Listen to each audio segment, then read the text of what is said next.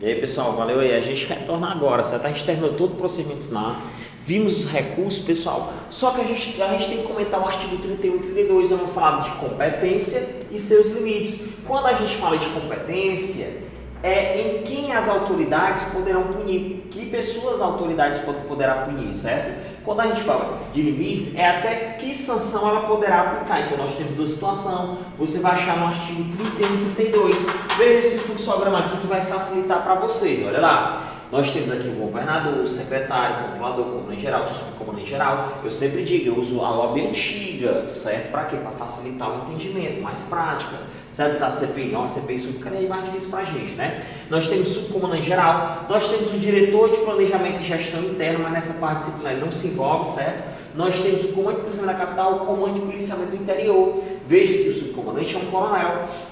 O CPI é um coronel, o comandante geral é um coronel, o comandante geral, um cargo acima de coronel, né? Aí nós temos aqui os batalhões, eu usei só um da capital, mas a capital tem vários, o interior tem vários batalhões, eu peguei o 20º aqui por amostragem. Tem outros batalhões, cada batalhão tem pelo menos 3 companhias, né? A primeira ser do 20º, a segunda do 20º, a terceira do 20º. Aqui o terceiro batalhão, a primeira do terceiro, a segunda do terceiro, aqui é Sobral, e a terceira do terceiro, e aqui quem está à frente é o major. Inclusive o terceiro batalhão ainda tem a quarta do terceiro, mas eu botei aqui só ilustrativo. Então vamos observar a situação. Primeira situação, professor, o governador do estado pode punir quem? Todos os militares, certo? E os 3 grandes, secretário, controlador, comandante geral, também poderia punir todos os militares, tá bom? Claro, tem que observar que o comandante geral da polícia, os militares da polícia, o comandante geral do bombeiro, os militares do bombeiro, certo? Ainda teria a casa militar, que é como se fosse outro comando, tá bom? Agora, o subcomandante geral da polícia, ele vai seguir uma regra que é assim, ó.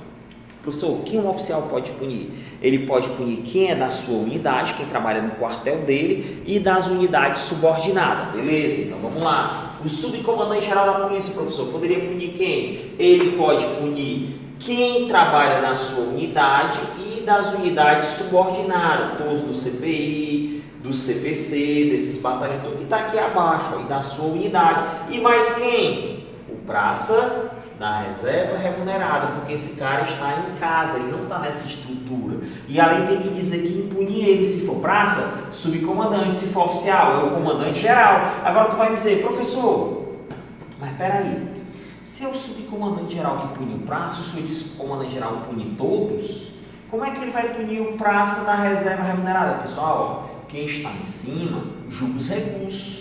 Então também vai punir. Então o que está aqui em cima, quem pode mais, pode o que o menor faz também, beleza? Então vamos lá. Agora, professor, coronel de polícia, tenente coronel e major, quem eles vão poder punir? Eles vão poder punir quem está na sua unidade e nas unidades subordinadas. Isso vai valer para o capitão, isso vai valer para o tenente. Às vezes o capitão está assumindo aqui, ó. Às vezes tem até um capitão que está assumindo aqui, ou até um tenente pode assumir uma CIA dessa. Então eles vão punir quem? Quem está na sua unidade e nas unidades subordinadas, beleza, pessoal? Então a gente falou de competência. Agora, professor, os seus limites. Que sanção o governador pode aplicar? O governador pode aplicar o quê? Todas. Haja vista que o governador promove o oficial, promove o praça, ele que bota para dentro, então ele pode tirar. Então ele pode aplicar advertência, apreensão, permanência, custódia, proibição de uso. O governador pode aplicar, tá bom? Pode aplicar demissão, expulsão e reforma. Professor, e a lei, no seu artigo 32, ela é omissa. Ela deixa de falar, ela vai deixar de falar do comandante geral, tá bom? Ela vai deixar de falar do comandante geral, tá bom? Agora ela fala do controlador, tá bom? Quando eu fui copiar aqui, eu acabei não colocando, mas ela vai falar do controlador também, tá bom? Beleza? Então vamos lá, vou até colocar o controladorzinho aqui do lado, vamos lá. Vou colocar o controlador aqui do lado para vocês entenderem, certo? Vamos aqui, governador, toda a sanção. Agora vamos lá, professor, e o controlador? O controlador, pessoal, seria a mesma regra do secretário e do comandante geral, mas a lei 32 foi omissa, falou exclusivamente do controlador. Pessoal, o controlador poderia aplicar que tipo de sanção? Pessoal, o controlador ele pode aplicar todas, certo? Exceto, ele não botou oficial para dentro, então exceto o quê? Demissão de oficial. Ele pode aplicar demissão de praça? Pode. Ele pode aplicar expulsão de praça? Pode aplicar. Agora, nesse artigo 32, vai falar que ele só não pode aplicar o quê, professor? Demissão de oficial. No artigo 32. Por quê, professor? Porque, pessoal, existe uma contradição na lei, tá bom? Por quê, professor? Quem aplica reforma de oficial, pessoal, também é o governador do estado. Aí professor, quem aplica reforma de oficial também é o governador do estado, é o governador. Bota no artigo 86. Olha o que é que o 86 vai dizer pra gente. Recebidos os autos do processo regulado com certificação, o governador do estado decide se aceita ou não o julgamento constante do relatório conclusivo, determinando, vamos lá, olha o que é que ele diz aí, relacionado, vamos aqui, pronto, inciso 5, a remessa do processo ao Tribunal de Justiça do Estado, quando a pena aplicada for de reforma administrativa disciplinar ou de demissão. Então, quem toma a decisão de reformar ou demitir o oficial é o governador do Estado. Não poderia ser o controlador a aplicar a reforma de oficial, não. Mas no artigo 32 está assim, está tipo incompleto, tá bom? Cuidado só quando tu for ver a questão da prova, se ela copiou do 82, inciso 2, inciso 1, ou se ela copiou do 86, inciso 5, tá bom? Foi uma pequena contradição aí na lei, tá bom? Beleza? Fechou? Volta lá para o artigo 32, pessoal. Pega o material de vocês. Voltem lá para o artigo 32, tá bom? Vamos lá, voltando. Pronto, fechou. Agora, professor, o subcomandante geral da polícia, quais sanções que ele não poderia aplicar? Veja, pessoal, que a regra é o governador, como promove o oficial, pode botar o oficial para fora. O comandante geral, como promove o praça, ele poderia botar o praça para fora. Então, essa autoridade aplica todas as sanções e essas autoridades não aplicariam demissão de oficial, porque elas só promove o praça, o comandante geral. Então, quem pode mais, pode menos. Se o comandante geral pode botar o praça para fora, secretário e controlador também pode botar o praça para fora, beleza? Agora, detalhe, professor, e o subcomandante da polícia? Pessoal, o subcomandante da polícia não pode botar ninguém para fora. Ele não pode aplicar expulsão, demissão, nem reforma. Agora, professor, ele pode aplicar todas as outras? Pode. Inclusive, ele pode aplicar a proibição do uso do uniforme poste, que é a punição do inativo. Como assim, professor? Lembra que ele puniu praça da reserva remunerada? É um inativo. E qual a punição que esse cara pega? Proibição do uso do uniforme porte, tá bom? Ou então pode pegar uma reforma, demissão, expulsão, mas o subcomandante geral pode aplicar também a proibição do uso do uniforme porte para o praça, tá bom? Então pode do geral. Então qual é que ele não aplica? Botar para fora, expulsão, demissão e a reforma, beleza? Coronel de polícia, beleza? Eu não estou falando do comandante, estou falando aqui, ó. Coronel de polícia pode aplicar o quê? Ele punha alguém da reserva? Não, então não pode aplicar proibição de uso, beleza. Ele promoveu alguém? Também não, então não pode aplicar expulsão, demissão nem reforma. Então ele pode aplicar o quê? Advertência, repreensão, permanência e custódia, e nos seus limites máximos. Agora detalhe, quanto desce para o tenente, coronel, major, capitão e tenente, eles já não podem mais aplicar custódia, eles só aplicam a advertência, repreensão e a permanência. Detalhe, eu tenho interrogação, porque a permanência eles aplicam em limites diferentes. O tenente coronel vai aplicar a sua permanência no seu limite máximo, 20 dias. O major, pessoal, sempre diminuindo 5, ó, vai aplicar até 15 dias. E o capitão, 10 dias. E os tenentes poderão aplicar até 5 dias de permanência. Então, pessoal, a gente fechou os artigos 31 e os artigos 32, que é o que? Competência e seus limites. Fechou? Posso apagar aqui para vocês? Pronto, fechou. A gente tinha visto por último tenente, coronel, major, capitão e tenente aqui embaixo, tá bom? Vamos lá, pessoal. A gente vai agora ver a questão da expulsão do artigo 48, tá bom? Vamos lá. E a questão de não interroga ou aplica sanção, a gente vai ter esse ponto aqui também, tá bom?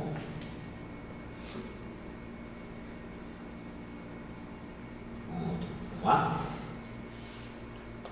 Então, pessoal, a gente, na questão da expulsão, a gente sabe que a expulsão tem muitos aspectos subjetivos, né? A expulsão é justamente atentar contra as instituições, a questão de atos desonrosos ou a questão do decoro, beleza? Atentar contra as instituições até que é tranquilo, alguém armado aí em manifestação passeata. Então surgiu na lei o artigo 48, que é para dar um regramento. Ele diz assim, ó, em regra ele está dizendo que a expulsão será aplicada em regra nesses casos. E que caso é esse, professor?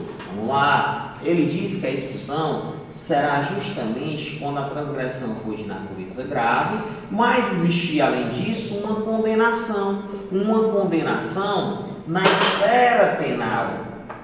Na esfera penal, quer dizer, é um crime e realmente o cara foi punido, foi reconhecido que ele era culpado na esfera penal. Outra coisa, foi verificado a sua incapacidade moral de permanecer na corporação, tá bom? Mas o que? Claro, com o devido processo legal, o devido processo regular, certo? O devido processo administrativo, e que seja garantido o quê? A ampla defesa, isso aqui até é óbvio, né?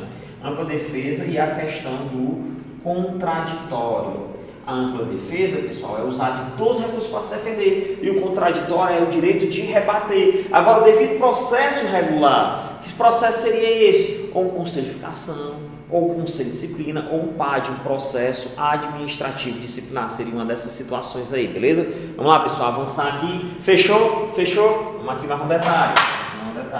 Opa, um detalhezinho aqui. Fechou o 48? Pronto, vamos avançar. Vamos agora ver o artigo referente a não interroga ou aplica sanção. Vamos lá. Ó. Não interroga